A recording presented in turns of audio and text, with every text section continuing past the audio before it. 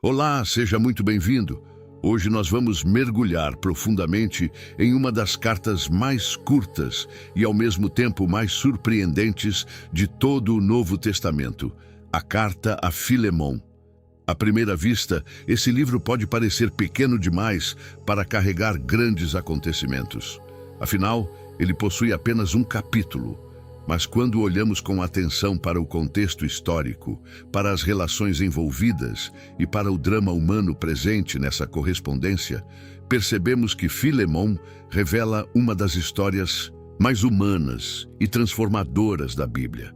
Neste vídeo, vamos descobrir quem foi Filemon, quem foi Onésimo, qual era o papel do apóstolo Paulo nessa história e por que essa carta se tornou um dos exemplos mais profundos de reconciliação, graça e transformação dentro do cristianismo primitivo. Ao longo desta jornada, vamos entender como funcionavam as primeiras comunidades cristãs dentro do Império Romano, qual era a realidade social da escravidão naquele período, como um encontro inesperado dentro de uma prisão mudou completamente o rumo da vida de um homem chamado Onésimo. E por que Paulo escreve uma carta tão pessoal, pedindo algo que poderia transformar não apenas uma relação individual, mas também a forma como a fé cristã tratava as relações humanas. E um dos pontos mais fortes dessa narrativa aparece justamente nos momentos finais da carta, quando Paulo faz um pedido que revela de maneira impressionante o poder da graça e da reconciliação. Então fique comigo até o final, porque essa pequena carta esconde uma das histórias mais marcantes de restauração e transformação de toda a Bíblia. Mas antes que essa história comece, é necessário voltar ao mundo real em que ela foi escrita. Bloco histórico autoral. Contexto do livro: o cenário em que a carta a Filemon surgiu é o vasto e complexo mundo do Império Romano do primeiro século. Naquela época, Roma dominava praticamente todo o Mediterrâneo. Estradas romanas conectavam cidades distantes, portos movimentados, facilitavam o comércio internacional e diferentes culturas conviviam dentro das mesmas regiões. Esse ambiente permitia uma circulação intensa de ideias, religiões e também de pessoas. Ao mesmo tempo, a sociedade romana possuía uma estrutura social profundamente hierárquica. Uma das bases dessa estrutura era o sistema de escravidão, algo extremamente comum no mundo antigo. Escravos trabalhavam em casas, fazendas, oficinas e até na administração pública. Alguns tinham posições relativamente estáveis dentro das famílias, enquanto outros viviam em condições muito duras. Dentro desse sistema social, as relações entre senhores e escravos eram reguladas por leis romanas rígidas. É nesse mundo que surge a história da carta a Filemon. A tradição cristã antiga atribui essa carta ao apóstolo Paulo, um dos principais missionários do cristianismo no primeiro século. Paulo havia viajado extensivamente pelo mundo mediterrâneo, fundando comunidades cristãs em diversas cidades. Durante uma dessas fases de sua vida missionária, ele acabou sendo preso, provavelmente em Roma, embora alguns estudiosos considerem também a possibilidade de Éfeso ou Cesareia. É nesse período de prisão que Paulo escreve várias cartas que hoje fazem parte do Novo Testamento. Entre elas estão Efésios, Colossenses, Filipenses e também Filemon. O destinatário da carta, Filemon, parece ter sido um cristão influente que vivia provavelmente na cidade de Colossos, na região da Frígia, na atual Turquia. A própria carta indica que a casa de Filemon servia como local de reunião para uma comunidade cristã. Isso era comum no primeiro século, quando as igrejas ainda se reuniam em residências particulares. Mas a carta não foi escrita apenas para Filemon. O texto também menciona Áfia, Arquipo e a igreja que se reunia naquela casa, mostrando que a mensagem, embora pessoal, também tinha um impacto comunitário. O elemento central da carta gira em torno de um terceiro personagem, Onésimo. Onésimo era um escravo que havia pertencido à casa de Filemon. Em algum momento da história, ele acabou se afastando de seu senhor, possivelmente fugindo ou se envolvendo em algum tipo de conflito. O detalhe surpreendente é que durante o tempo em que Paulo estava preso, Onésimo encontra o apóstolo e acaba se tornando cristão. Esse encontro transforma completamente o rumo da narrativa. Agora Paulo se encontra diante de uma situação delicada. Um escravo que pertence a um de seus cooperadores na fé se converte, passa a ajudá-lo durante sua prisão e se torna alguém profundamente valioso para a missão cristã. O que fazer diante disso? É exatamente para lidar com essa situação que surge a carta a Filemon. E o que torna esse texto único dentro da Bíblia é que ele não apresenta apenas uma instrução teológica ou uma orientação pastoral ampla. Ele registra um pedido pessoal, cuidadosamente construído, que revela como o Evangelho podia transformar relações humanas concretas dentro do mundo romano. Essa pequena carta se torna, portanto, um retrato extraordinário de como fé, reconciliação e transformação pessoal se encontram dentro da história real de três pessoas: Paulo, Filemon e Onésimo. É nesse cenário que a narrativa começa. Mapa do vídeo. Antes de avançarmos para o conteúdo da carta, vamos entender rapidamente como essa jornada vai se desenvolver. Este estudo bíblico será dividido em 7 blocos principais. Bloco 1 de 7. O início da carta e a relação entre Paulo e Filemon. Bloco 2 de 7. O contexto da prisão de Paulo e o surgimento de Onésimo. Bloco 3 de 7. A transformação de Onésimo e seu novo papel ao lado de Paulo. Bloco 4 de 7. O pedido inesperado que Paulo faz a Filemon. Bloco 5 de 7. Reconciliação, graça e a redefinição das relações humanas. Bloco 6 de 7. O impacto da carta para as primeiras comunidades cristãs. Bloco 7 de 7. O encerramento da carta e o significado final dessa história. Ao longo desses blocos, vamos acompanhar passo a passo como essa pequena carta revela uma história real de conflito, transformação e reconciliação dentro do mundo antigo. Bloco 1 de 7. O início da carta e a relação entre Paulo e Filemon. A carta conhecida hoje como Epístola a Filemon começa de forma diferente da maioria das cartas do Novo Testamento. Logo nas primeiras linhas, o autor não se apresenta com o título apostólico que aparece em outras correspondências, como Apóstolo de Jesus Cristo, mas escolhe uma expressão que revela imediatamente o momento delicado em que vive. Paulo, prisioneiro de Cristo Jesus. Essa escolha não é casual. Ela informa ao destinatário e a todos os que ouviriam a leitura da carta que o autor escreve a partir de uma situação de prisão, provavelmente durante um período em que estava sob custódia romana. Ao lado de seu nome, aparece também Timóteo, seu colaborador mais próximo em várias viagens missionárias e participante frequente das correspondências apostólicas. Essa introdução já indica algo importante sobre o caráter da carta. Diferente de outras epístolas que tratam de comunidades inteiras, como Romanos ou Coríntios, aqui encontramos um documento profundamente pessoal e relacional. O destinatário principal é Filemon, um cristão que aparentemente exercia influência dentro da comunidade local. O próprio Paulo o chama de amado cooperador, expressão que nas cartas do Novo Testamento costuma designar pessoas envolvidas ativamente na missão cristã. Isso sugere que Filemon não era apenas um convertido recente, mas alguém comprometido com a expansão da fé e com o cuidado da igreja que se reunia em sua casa. O texto também menciona outras pessoas ligadas a esse ambiente doméstico. Entre elas aparecem Áfia, que muitos intérpretes consideram possivelmente esposa de Filemon, e Arquipo, que em outra carta do Novo Testamento também aparece associado à comunidade de Colossos. A carta ainda se dirige explicitamente à igreja que se reúne na casa de Filemão, revelando como funcionavam as primeiras comunidades cristãs. No primeiro século, não existiam templos dedicados exclusivamente ao culto cristão.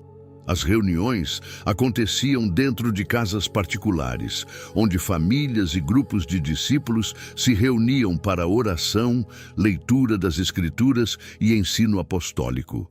Essa realidade ajuda a compreender melhor o papel social de Filemão. Ele provavelmente possuía uma casa suficientemente grande para acolher um grupo de cristãos. Isso indica uma posição relativamente estável dentro da sociedade local. Casas utilizadas para reuniões cristãs funcionavam como centros de hospitalidade e também como pontos de apoio para missionários itinerantes. Pessoas que viajavam pregando o evangelho frequentemente dependiam da hospitalidade dessas famílias para se hospedar e para encontrar novos contatos dentro das cidades. Após a saudação inicial, Paulo segue um padrão comum nas cartas antigas.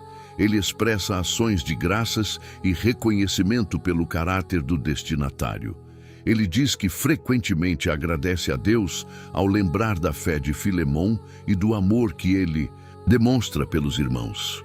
Essa observação não é apenas uma formalidade. Dentro do estilo literário das cartas greco-romanas, elogios iniciais muitas vezes preparavam o terreno para o assunto principal que viria mais adiante. Ao destacar a fé e o amor de Filemão, Paulo constrói cuidadosamente o contexto moral da carta. Ele afirma que a generosidade daquele homem havia trazido encorajamento e consolo para muitos cristãos, especialmente porque ele tinha o hábito de apoiar e fortalecer outros irmãos na fé.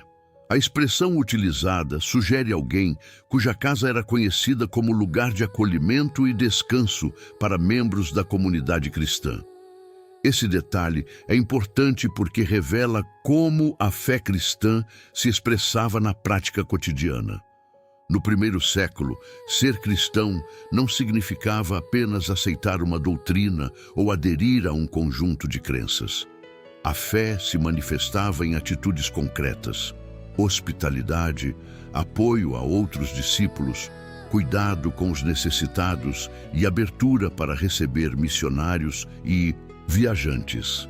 Quando Paulo menciona que os corações dos santos haviam sido revigorados por meio de Filemão, ele descreve exatamente esse tipo de impacto comunitário. Ao mesmo tempo, essa introdução também tem uma função narrativa dentro da carta. Ao afirmar publicamente essas qualidades de Filemão, Paulo estabelece uma base moral que será fundamental para o pedido que ele apresentará mais tarde. Ele lembra ao destinatário quem ele é, qual é sua reputação e como sua fé já tem produzido frutos visíveis dentro da comunidade cristã. Outro elemento interessante aparece na maneira como Paulo fala sobre a participação de Filemão na fé. Ele expressa o desejo de que essa participação se torne ainda mais eficaz à medida que ele reconheça plenamente todo o bem que existe entre os cristãos em Cristo. Essa frase indica que Paulo vê a fé como algo dinâmico, capaz de crescer e se aprofundar através de ações concretas dentro da comunidade. Até esse ponto da carta, porém, o assunto central ainda não foi mencionado diretamente. Paulo constrói cuidadosamente o cenário, apresenta os personagens principais e relembra a reputação do destinatário. Essa construção narrativa cria uma expectativa natural. Há um motivo específico para essa carta existir, mas ele ainda não foi revelado. Esse silêncio inicial não é um acaso literário. Pelo contrário, ele faz parte da estratégia retórica do autor. Ao estabelecer primeiro a relação de amizade, gratidão e respeito com Filemão, Paulo prepara o terreno para introduzir uma situação delicada que envolve não apenas duas pessoas, mas também as estruturas sociais do mundo romano. E é exatamente nesse ponto que um novo personagem entra na história: Onésimo. No próximo bloco, a carta revela quem ele é, como chegou até Paulo e por que sua história se torna o centro de toda essa correspondência. Bloco 2 de 7. O surgimento de Onésimo e o encontro inesperado na prisão. Depois de estabelecer o tom da carta e recordar a fé e o caráter de Filemão, Paulo começa a conduzir o leitor lentamente para o verdadeiro motivo daquela correspondência. O elogio inicial não era apenas uma formalidade. Ele prepara o terreno para uma situação delicada que envolve relações pessoais, responsabilidades sociais e transformação espiritual. A partir desse ponto da narrativa, surge o nome de um personagem que mudará completamente o rumo da carta: Onésimo. Onésimo era um escravo que havia pertencido à casa de Filemão. No mundo romano do primeiro século, a escravidão fazia parte da estrutura social e econômica do império. Estima-se que uma parcela significativa da população das grandes cidades fosse composta por escravos. Eles trabalhavam em diferentes funções: nas casas, nas propriedades rurais, nas oficinas e até em tarefas administrativas. Alguns tinham acesso a certa autonomia, enquanto outros viviam sob disciplina extremamente rígida. A relação entre senhores e escravos era regulada por leis romanas que davam ao proprietário autoridade quase absoluta sobre a vida do escravo. É dentro desse sistema social que aparece a história de Onésimo. A carta sugere que, em algum momento anterior, ele havia se afastado de Filemão. O texto não descreve detalhadamente o que aconteceu, mas as pistas indicam que Onésimo possivelmente fugiu de seu senhor ou esteve envolvido em algum tipo de conflito que rompeu sua relação com a casa onde vivia. No mundo romano, a fuga de um escravo era considerada um problema sério. Escravos fugitivos podiam enfrentar punições severas caso fossem capturados e devolvidos ao proprietário. O detalhe surpreendente da narrativa é que durante esse período de afastamento, Onésimo acaba chegando ao mesmo lugar onde Paulo se encontrava preso. A carta não explica exatamente como esse encontro aconteceu. Alguns intérpretes sugerem que Onésimo pode ter procurado Paulo deliberadamente, talvez por saber que ele possuía alguma relação com Filemão. Outros consideram a possibilidade de que o encontro tenha ocorrido de maneira inesperada, dentro da própria cidade onde Paulo estava detido. Seja qual for o caminho que levou Onésimo até ali, o resultado desse encontro muda completamente o rumo da história. Durante o período em que Paulo estava sob custódia, Onésimo passa a conviver com ele e a ouvir a mensagem do Evangelho. A carta descreve esse momento de maneira simbólica e poderosa, quando Paulo afirma que Onésimo se tornou seu filho durante a prisão. Essa expressão era usada frequentemente no ambiente cristão primitivo para descrever alguém que havia sido conduzido à fé através do ensino de outro cristão. Isso significa que, naquele período de convivência, Onésimo se converte ao cristianismo. Esse detalhe transforma completamente a situação. O homem que antes havia sido apenas um escravo fugitivo passa a ser visto agora como um irmão na fé. No pensamento cristão do primeiro século, essa mudança não era apenas simbólica. Ela alterava profundamente a maneira como as pessoas se relacionavam dentro da comunidade cristã. A nova identidade espiritual criava uma ligação que ultrapassava distinções sociais comuns do mundo romano. Paulo descreve essa transformação usando um contraste interessante com o próprio nome de Onésimo. O nome Onésimo significava algo como útil ou proveitoso. Paulo faz um jogo de palavras ao afirmar que antes ele havia sido inútil para Filemão, mas agora se tornara útil tanto para Filemão quanto para o próprio Paulo. Esse tipo de construção literária era comum nas cartas antigas e servia para destacar a mudança que havia ocorrido na vida do personagem. A carta também sugere que, após sua conversão, Onésimo passou a ajudar Paulo durante seu período de prisão. Pessoas que estavam presas naquela época frequentemente dependiam de amigos ou visitantes para receber alimento, roupas e apoio prático. A ajuda de alguém que pudesse circular livremente pela cidade era extremamente valiosa. Nesse contexto, Onésimo parece ter se tornado uma espécie de assistente ou colaborador de Paulo. Esse desenvolvimento cria uma situação complexa. Por um lado, Onésimo agora é um cristão convertido que demonstra disposição para ajudar e servir. Por outro lado, sua história está ligada a um problema não resolvido com Filemon, o homem a quem ele havia pertencido anteriormente. A presença de Onésimo ao lado de Paulo não elimina automaticamente essa realidade social e jurídica existente no mundo romano. É exatamente nesse ponto que surge o dilema que motivará toda a carta. Paulo se encontra diante de duas realidades ao mesmo tempo. Ele vê em Onésimo um novo cristão, alguém cuja vida foi transformada pelo Evangelho e que agora participa da mesma fé que une todos os discípulos. Mas ele também sabe que dentro da estrutura social da época, Onésimo continua sendo um escravo que pertence legalmente a Filemon. Essa tensão entre transformação espiritual e estruturas sociais existentes cria o cenário para o pedido que Paulo fará na carta. Antes de apresentar esse pedido, diretamente, porém, Paulo revela algo importante. Ele chegou a considerar a possibilidade de manter Onésimo ao seu lado durante sua prisão, justamente por causa da ajuda que ele estava prestando. No entanto, ele decide não fazer isso sem antes envolver Filemon na decisão. Em vez de agir por conta própria, Paulo escolhe escrever uma carta, explicar a situação e permitir que o próprio Filemon participe da resolução desse episódio.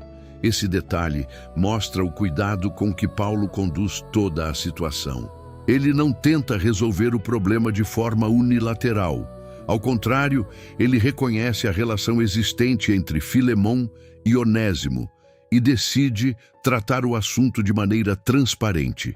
Assim, o encontro inesperado entre Paulo e Onésimo dentro de uma prisão romana não apenas transforma a vida de um homem, mas também cria uma história que envolverá reconciliação, responsabilidade e uma nova maneira de enxergar as relações humanas dentro da fé cristã. E é exatamente nesse ponto que a carta se aproxima de seu momento mais delicado. Porque agora Paulo precisa fazer algo que exige sabedoria, sensibilidade e coragem. Enviar Onésimo de volta a Filemon, acompanhado de uma carta que carrega um pedido profundamente inesperado. É isso que veremos no próximo bloco. Bloco 3 de 7, a transformação de Onésimo e a decisão de enviá-lo de volta. Depois de revelar quem é Onésimo e como ele chegou até sua presença durante o período de prisão, Paulo começa a aprofundar um dos elementos mais importantes de toda essa narrativa, a transformação que ocorreu na vida daquele homem. A carta deixa claro que o encontro entre Paulo e Onésimo não foi apenas um contato casual dentro de uma cidade romana.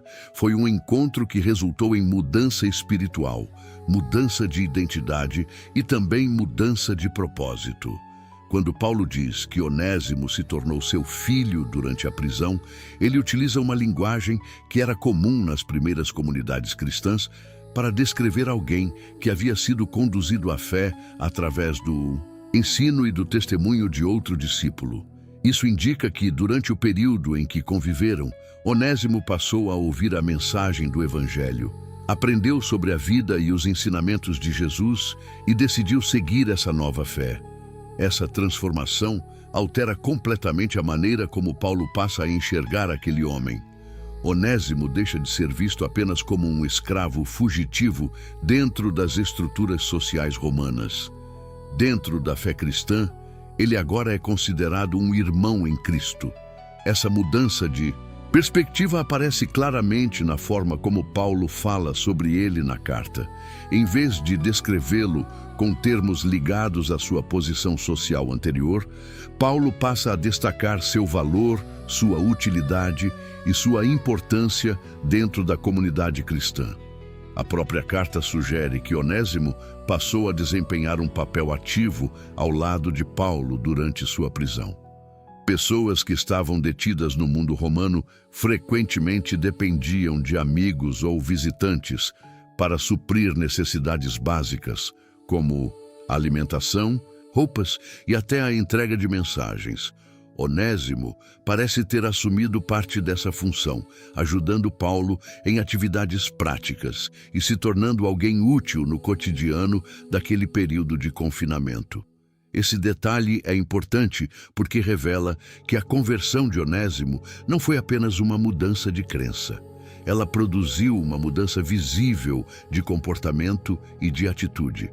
Paulo reconhece isso ao afirmar que antes Onésimo havia sido inútil, mas agora se tornara útil tanto para ele quanto para Filemão.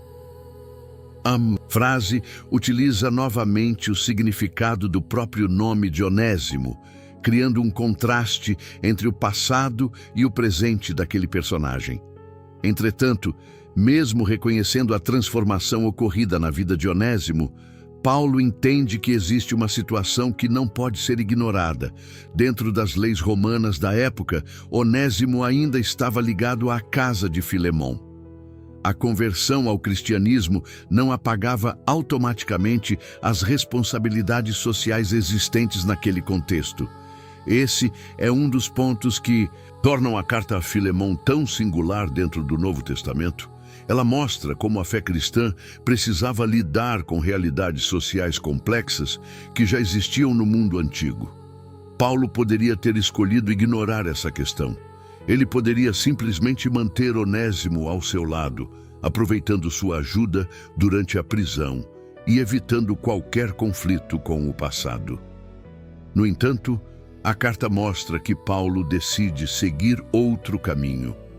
Ele entende que a situação precisa ser resolvida de maneira transparente e que a relação entre Onésimo e Filemão deve ser restaurada de alguma forma. É nesse momento que Paulo toma uma decisão que muda o rumo da história. Ele decide enviar Onésimo de volta a Filemão. Essa decisão não é simples. No mundo romano, um escravo que retornava à casa de seu senhor após ter se afastado poderia enfrentar punições severas. Dependendo das circunstâncias, as consequências poderiam incluir castigos físicos ou outras penalidades impostas pelo proprietário. Paulo sabe disso.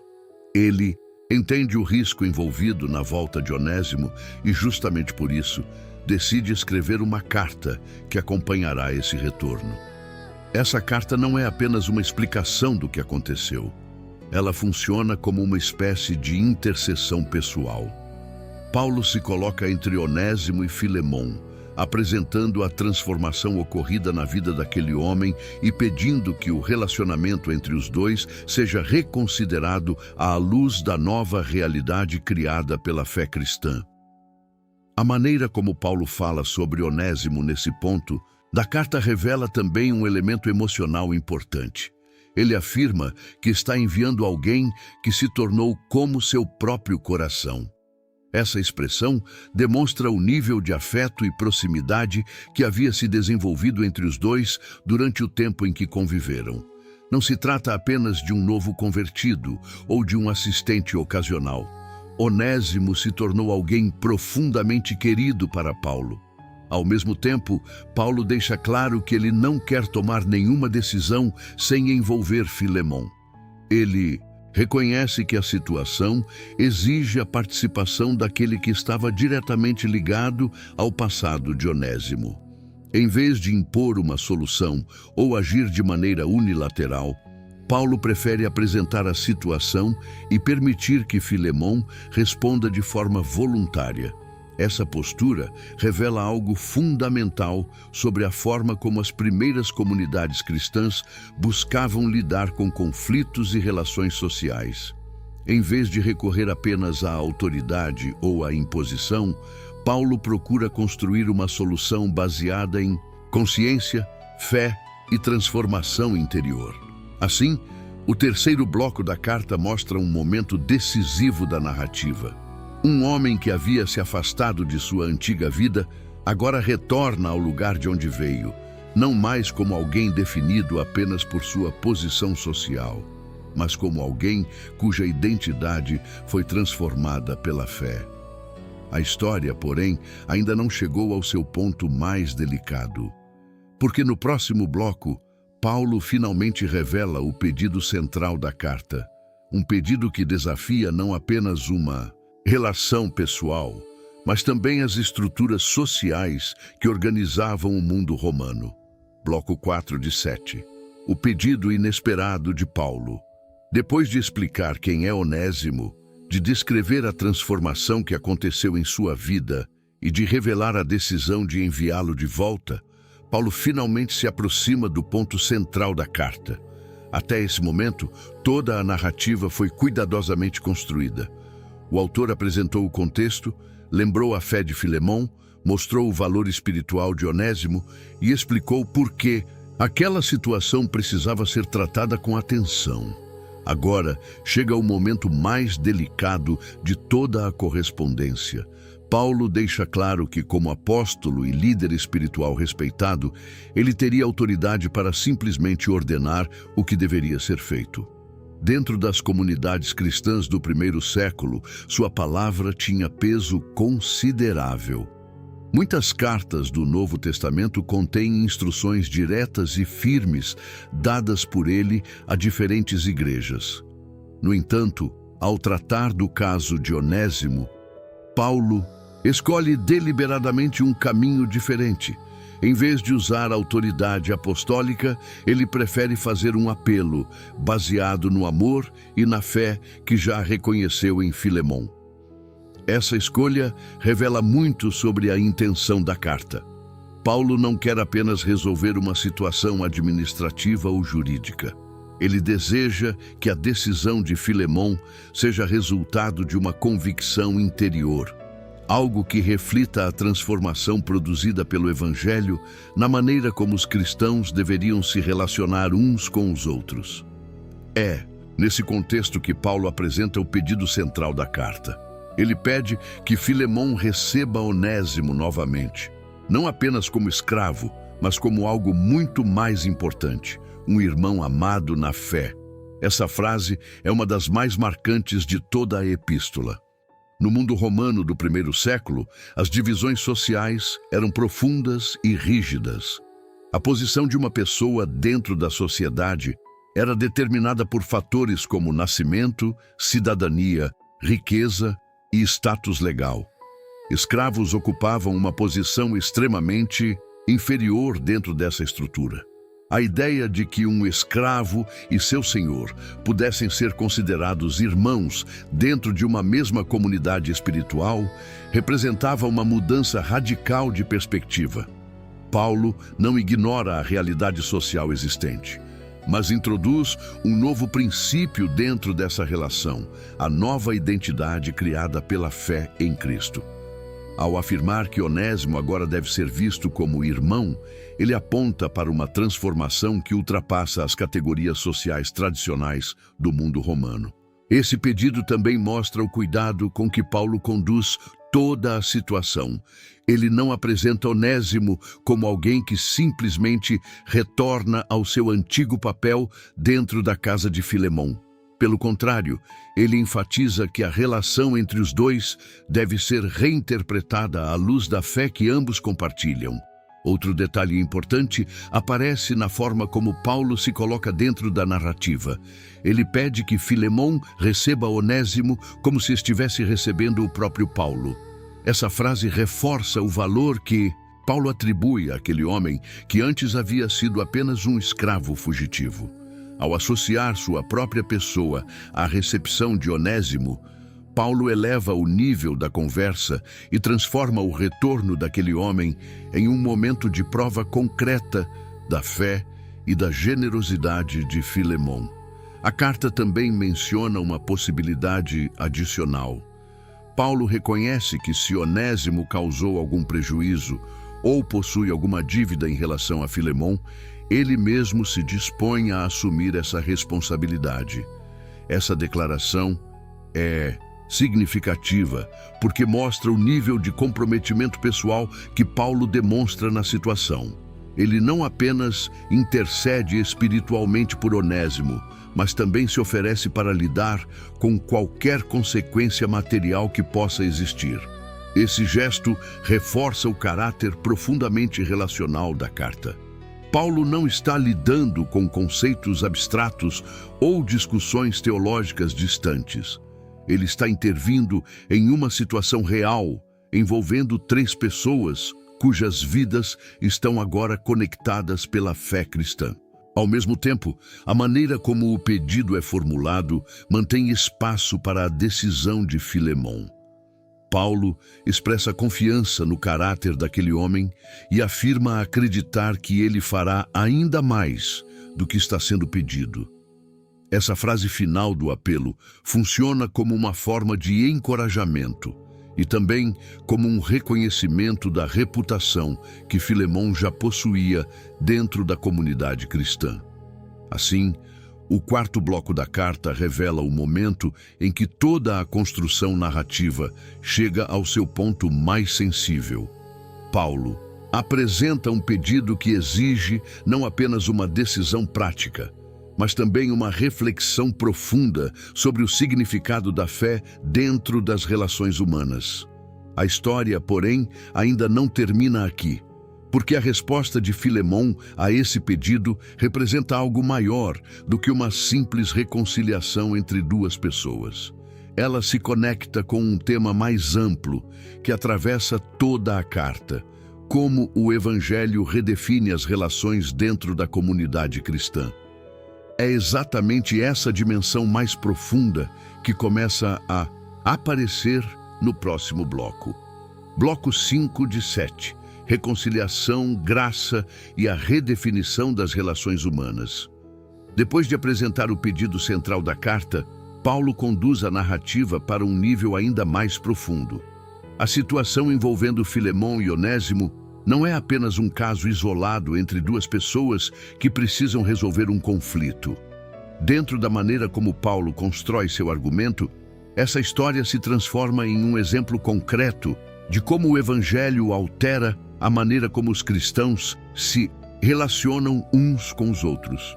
No mundo romano do 1º século, as relações sociais eram definidas por hierarquia, autoridade e posição legal.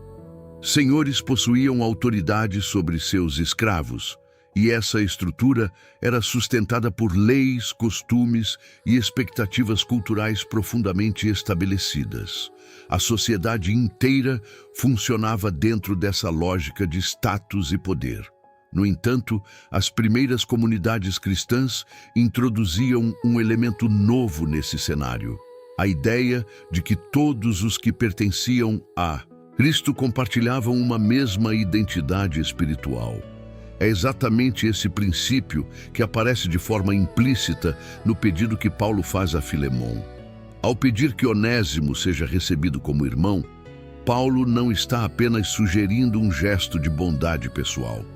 Ele está apontando para um princípio que atravessa várias cartas do Novo Testamento. Dentro da fé cristã, as divisões sociais tradicionais começam a perder sua força diante da nova identidade que os discípulos compartilham em Cristo. Esse tema aparece também em outras correspondências apostólicas. Em diferentes textos do Novo Testamento, encontramos declarações que afirmam que, dentro da comunidade cristã, distinções baseadas em origem social, posição econômica ou status legal não definem mais o valor espiritual de uma pessoa. A epístola a Filemon não discute esse princípio de forma teórica. Em vez disso, ela mostra como esse princípio precisava ser aplicado na prática da vida cotidiana. A história de Onésimo se torna, portanto, um exemplo concreto dessa mudança de perspectiva. O homem que antes era conhecido apenas como um escravo, agora aparece diante de Filemon com uma nova identidade. Ele é um cristão convertido, alguém que compartilha a mesma fé, o mesmo Senhor e a mesma esperança espiritual que o próprio Filemon. Essa mudança não apaga automaticamente as estruturas sociais existentes no mundo romano.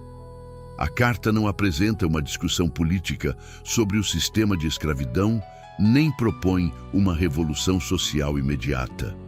O que ela faz é algo diferente. Ela introduz uma nova maneira de enxergar as pessoas dentro dessas estruturas, baseada na fé comum em Cristo. Outro detalhe importante aparece quando Paulo lembra a Filemon da própria história de sua fé.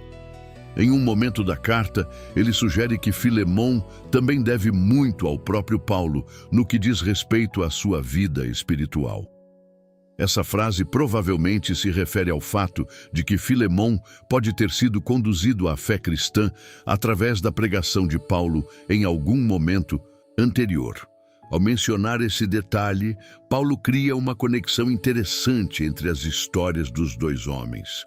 Assim como Onésimo encontrou transformação espiritual através do encontro com Paulo durante a prisão, Filemon também experimentou sua própria jornada de fé no passado. Essa lembrança reforça a ideia de que todos dentro da comunidade cristã compartilham histórias de transformação que os conectam uns aos outros. Nesse ponto da narrativa, o pedido de Paulo passa a assumir um significado ainda mais amplo. A decisão de Filemon não envolve apenas o destino de Onésimo. Ela se torna um exemplo para toda a comunidade cristã que se reunia em sua casa. A forma como ele responderá a essa situação mostrará na prática como a fé que eles professam influencia suas relações humanas. A carta também sugere que Paulo acredita profundamente na capacidade de Filemon de agir de maneira generosa e coerente com sua fé. Ao longo do texto, ele expressa a confiança de que Filemon fará o que é correto e, possivelmente, até mais do que está sendo pedido. Essa confiança não aparece como pressão ou exigência, mas como reconhecimento do caráter que Filemon já demonstrou anteriormente. Essa abordagem revela um aspecto interessante da liderança apostólica nas primeiras comunidades cristãs. Em vez de impor decisões através de autoridade direta, Paulo frequentemente procura apelar à consciência e à fé das pessoas, convidando-as a agir de acordo com os princípios que já afirmam acreditar. Assim, o quinto bloco da carta amplia a dimensão da história. O que começou como um conflito entre um senhor e um escravo se transforma em uma reflexão sobre reconciliação, responsabilidade e transformação espiritual dentro da comunidade cristã. A narrativa, no entanto, ainda não chegou ao seu encerramento, porque a carta ainda precisa concluir sua mensagem, revelar as últimas palavras de Paulo e mostrar como essa correspondência se conecta com a vida mais ampla das primeiras igrejas. É exatamente isso que começa a aparecer no próximo bloco, bloco 6 de 7, o impacto da carta e a rede das primeiras comunidades cristãs. Depois de apresentar seu pedido e de desenvolver o princípio de reconciliação que atravessa toda a carta, Paulo conduz a narrativa para o momento final da correspondência.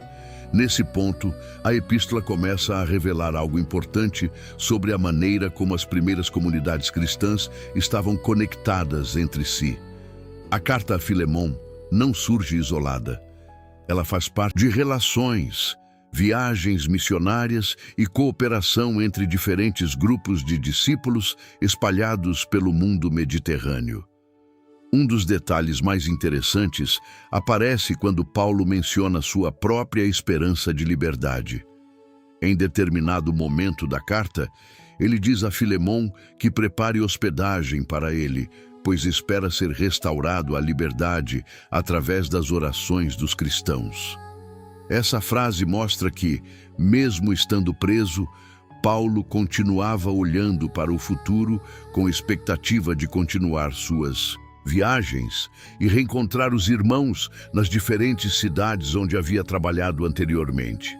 Esse comentário também revela algo sobre a importância da hospitalidade nas primeiras comunidades cristãs. Casas como a de Filemon funcionavam não apenas como locais de reunião para oração e ensino, mas também como pontos de acolhimento para missionários itinerantes. Quando Paulo menciona a possibilidade de visitar novamente aquela casa, ele demonstra que a rede de relacionamentos entre os cristãos era sustentada por esse tipo de hospitalidade.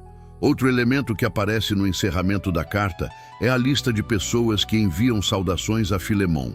Paulo menciona nomes como Epáfras, Marcos, Aristarco, Demas e Lucas. Esses nomes não aparecem por acaso. Eles representam parte da equipe missionária que acompanhava Paulo em diferentes momentos de sua vida e ministério. Alguns deles também são citados em outras cartas do Novo Testamento, o que mostra como essas comunidades estavam interligadas através de uma rede de cooperação espiritual e missionária. Epáfras, por exemplo, é mencionado em outras correspondências como alguém profundamente comprometido com o cuidado das igrejas da região de Colossos. Ele aparece como uma figura que intercede constantemente em oração pelas comunidades cristãs daquela área. Marcos, por sua vez, está ligado à tradição que mais tarde associaria seu nome ao evangelho que leva seu nome. Lucas, outro nome citado no final da carta, é tradicionalmente identificado como o autor do Evangelho de Lucas e do livro de Atos. Essas saudações finais revelam que a carta a Filemon não era apenas uma mensagem privada entre duas pessoas. Embora trate de uma situação pessoal envolvendo Onésimo e Filemon, ela também circulava dentro de uma rede de comunidades cristãs que compartilhavam ensinamentos, correspondências e experiências de fé. A presença desses nomes também ajuda a situar a carta dentro do contexto mais amplo do ministério de Paulo. Durante suas viagens missionárias, ele não trabalhava sozinho. Ao longo dos anos, formou-se ao seu redor um grupo de colaboradores que participavam da fundação de igrejas, da transmissão de ensinamentos e da manutenção do contato entre diferentes comunidades. A menção desses colaboradores no final da carta mostra que aquela correspondência fazia parte de um movimento maior que estava se espalhando pelo mundo mediterrâneo. Outro aspecto importante desse bloco final é que ele reforça o tom pessoal e relacional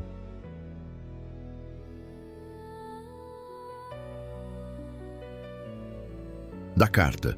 Ao incluir saudações de vários companheiros de ministério, Paulo demonstra que Filemon e a comunidade que se reunia em sua casa eram conhecidos e reconhecidos dentro dessa rede de relações cristãs. Isso indica que a decisão que Filemon tomaria em relação a Onésimo não seria apenas uma questão privada. Ela se tornaria também um testemunho visível para outros cristãos que acompanhavam a história. A carta termina, portanto, conectando 3 níveis diferentes de realidade. Primeiro, existe a relação pessoal entre Paulo, Filemon e Onésimo. Segundo, existe a comunidade cristã que se reúne na casa de Filemon e que testemunha essa situação de perto.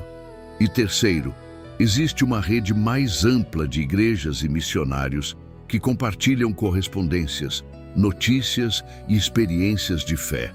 Essa combinação de dimensões pessoais e comunitárias é uma característica importante das cartas do Novo Testamento. Elas não foram escritas apenas como textos teológicos ou reflexões espirituais abstratas.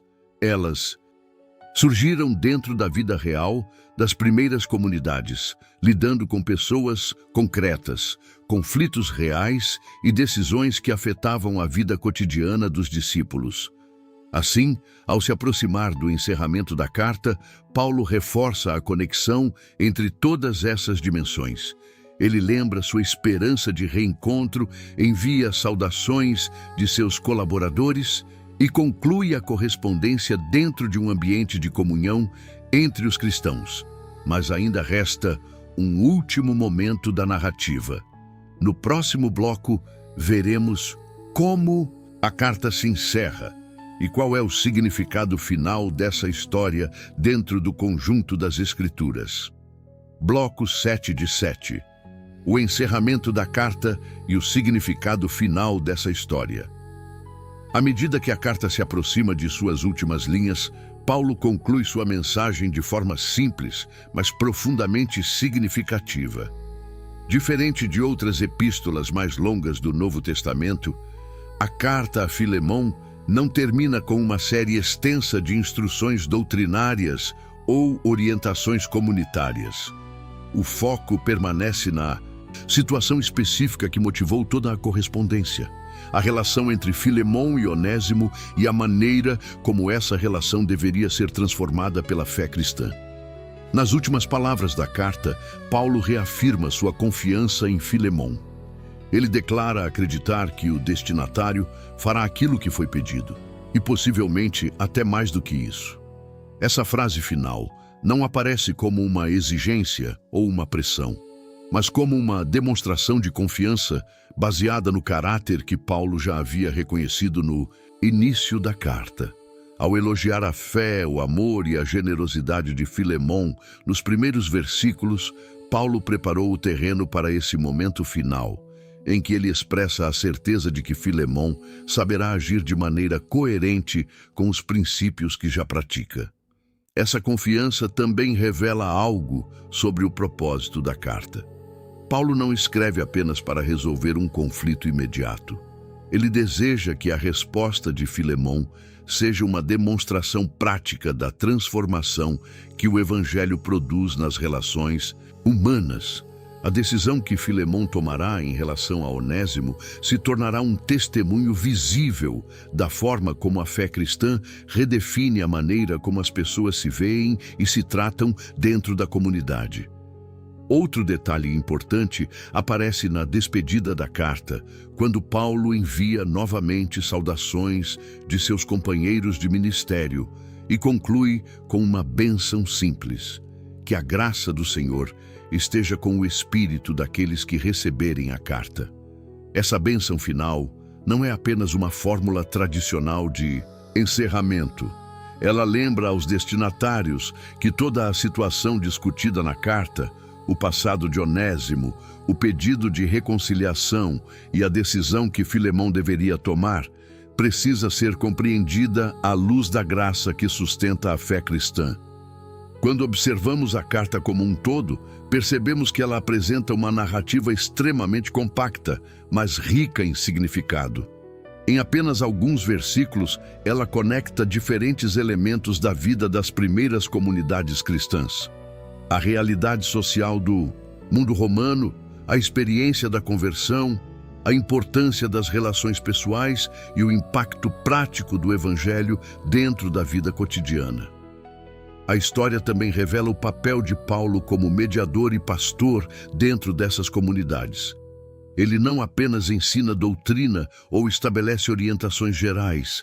Ele entra em situações concretas da vida das pessoas, ajuda a construir pontes entre indivíduos e procura orientar decisões que reflitam os princípios da fé cristã. Nesse sentido, a carta a Filemon mostra um aspecto profundamente humano do ministério apostólico. Ao mesmo tempo, o texto também levanta uma questão que ultrapassa os limites dessa história específica. O pedido que Paulo faz a Filemon sugere que a fé cristã possui o poder de transformar relações que, dentro da estrutura social do mundo antigo, eram marcadas por desigualdade e autoridade unilateral. Ao pedir que Onésimo seja recebido como irmão, Paulo aponta para uma nova forma de enxergar as pessoas, uma perspectiva baseada na identidade comum que os cristãos compartilham em Cristo. Essa pequena carta, portanto, ocupa um lugar singular dentro do Novo Testamento. Ela não apresenta um longo discurso teológico, nem descreve grandes acontecimentos missionários. Em vez disso, ela registra um momento específico de reconciliação entre três pessoas, mostrando como a fé cristã podia atuar diretamente nas relações humanas mais concretas. Por isso, mesmo sendo o livro mais curto entre as cartas de Paulo, a Epístola a Filemon preserva uma das histórias mais delicadas e profundas do Novo Testamento.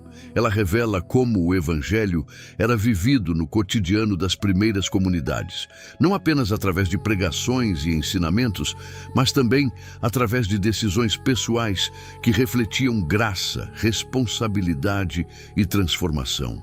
Com essas palavras finais, a carta se encerra.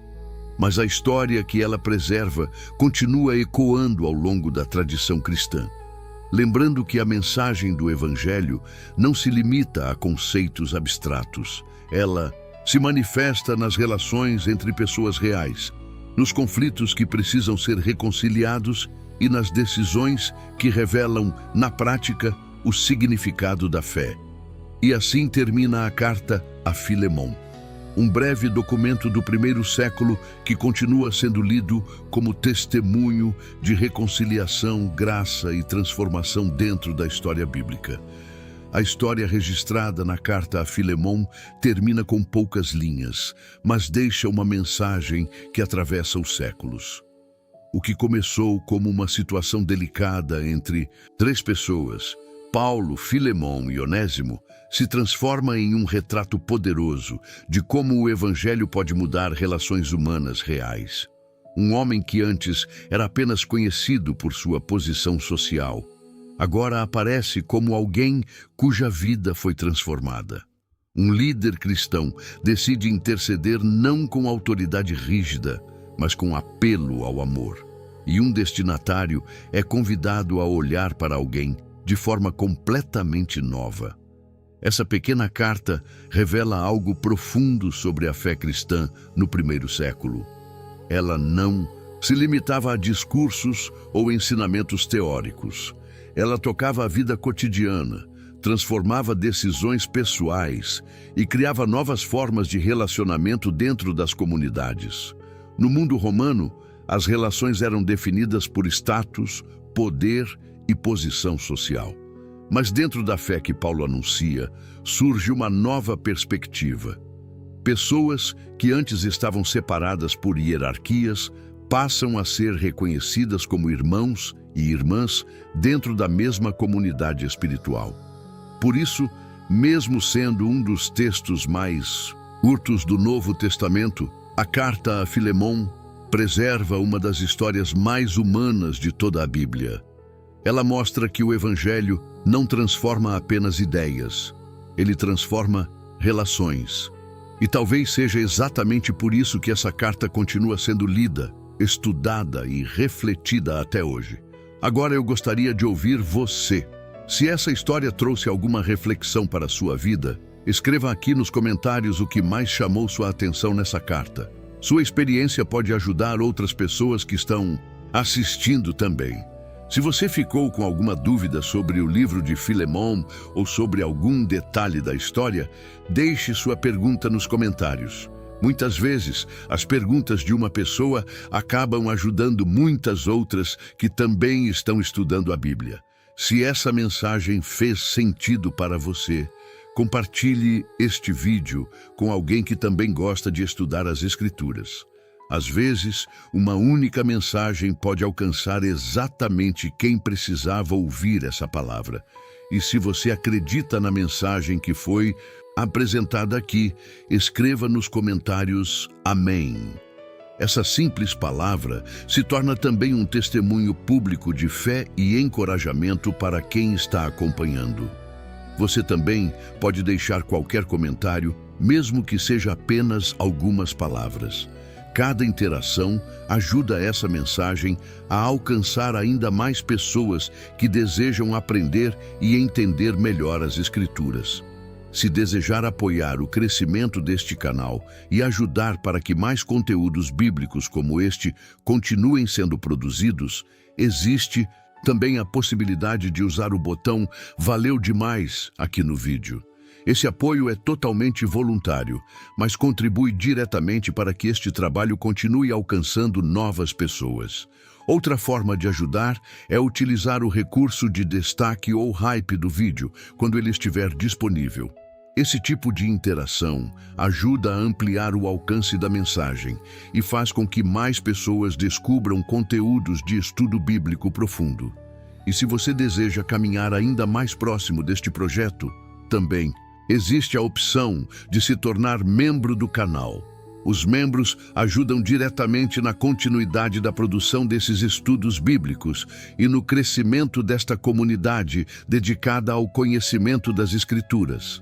Cada gesto de apoio, cada comentário e cada compartilhamento ajudam essa mensagem a chegar mais longe.